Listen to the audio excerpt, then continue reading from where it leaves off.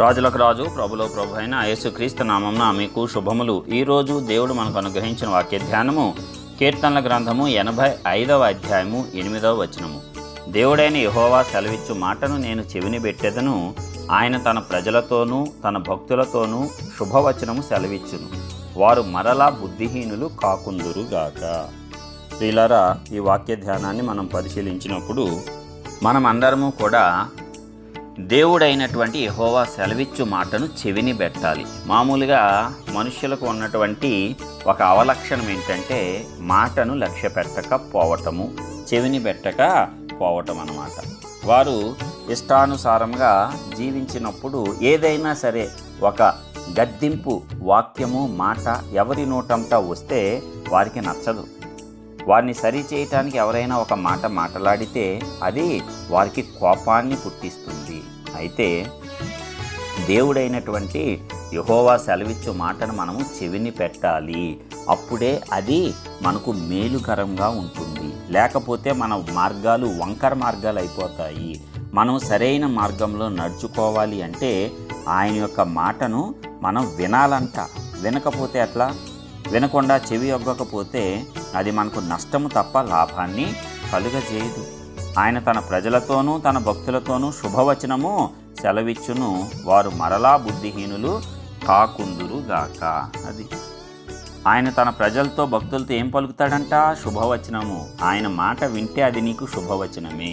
నీవు ఎలాంటి పరిస్థితుల్లో ఉన్నా ఆయన మాట గనక విన్నావంటే అది నీకు శుభవచనమే. ఆ సమయానికి అది నీకు వ్యతిరేకంగా ఉండవచ్చు, కానీ నీకు తెలియదు. అది శుభవచనం. నిన్ను అనేకమైన కీడులలో నుంచి అది తప్పిస్తుంది. అందుకే ఆ మాట వినాలి. నీకు నచ్చినా నచ్చకపోయినా వినాలి.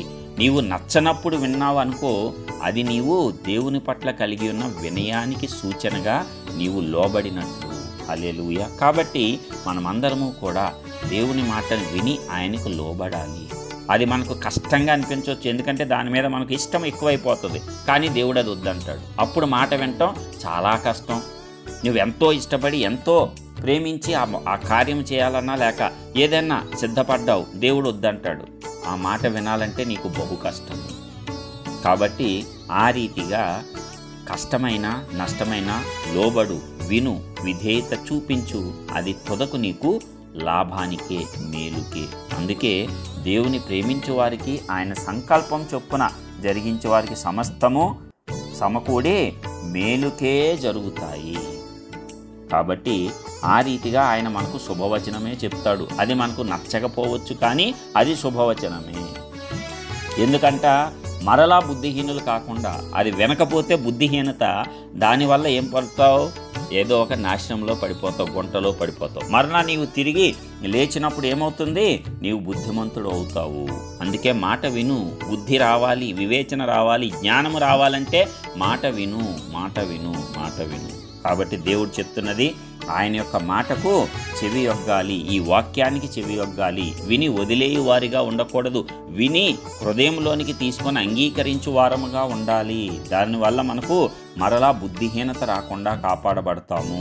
శుభవచనము మనకు అది ఉపయోగపడుతుంది. శుభవచనం లాగా పనిచేస్తుంది. తాత్కాలికంగా నష్టము, నీకు బాధ కలిగించవచ్చు ఆ యొక్క వాక్యము, కానీ అది నష్టము కాదు, అది బాధ కాదు. ఇంకా దానివల్ల రాబోయే బాధను అది తీసివేస్తుంది. కాబట్టి దేవుణ్ణి నమ్ముదాం, విశ్వసిద్దాం, ముందుకు ధైర్యంతో సాగిపోదాం. ప్రార్థించుకుందాం. కృపా సత్య సంపూర్ణుడా, స్తుతులకు పాత్రుడా, ప్రియ పరలోకపు తండ్రి, మీ ఘనమైన నామానికి వందనాలు. మరొక నూతన దినమును ఇచ్చినందుకు వందనాలు. అవునయ్యా, నీవు ఎల్లప్పుడూ కూడా మాతో శుభవచనములే సెలవిస్తావు. కాబట్టి మేము నీకు చెవియొగ్గి విని ఆలకించి వినయముతో లోబడి నిన్ను ఆశ్రయించే వారంగా ఉండేటట్లు కృప చూపించండి. మరలా బుద్ధిహీనత మాలో లేకుండా తీసివేసి మమ్మల్ని ఆశీర్వదించి మీ నామంలో మమ్మల్ని ఘనపరచవలసిందిగా వేడుకొచ్చున్నాం. అదేవిధంగా మేము ఎల్లప్పుడూ కూడా నీ మాట వినటానికి తగినటువంటి నాయన దేన మనస్సును, మెత్తని హృదయాన్ని ఈ వాక్యం వింటున్న ప్రతి ఒక్క బిడ్డకు అనుగ్రహించి దీవించండి. నీ యొద్ద నుంచి వచ్చే ప్రతి ఆశీర్వాదమును పొందుకొని నీ నామాన్ని ఘనపరిచే వారంగా మేము ఈ లోకంలో జీవించేటట్లు శక్తి సామర్థ్యము మా అందరికీ కూడా అనుగ్రహించి మమ్మల్ని నడిపించవలసిందిగా నజరేయుడు సర్వశక్తిమంతుడగు యేసు పరిశుద్ధ నామమున ప్రార్థించి వినయంతో పొందుచున్నాం పరలోకపు తండ్రి. ఆమేన్.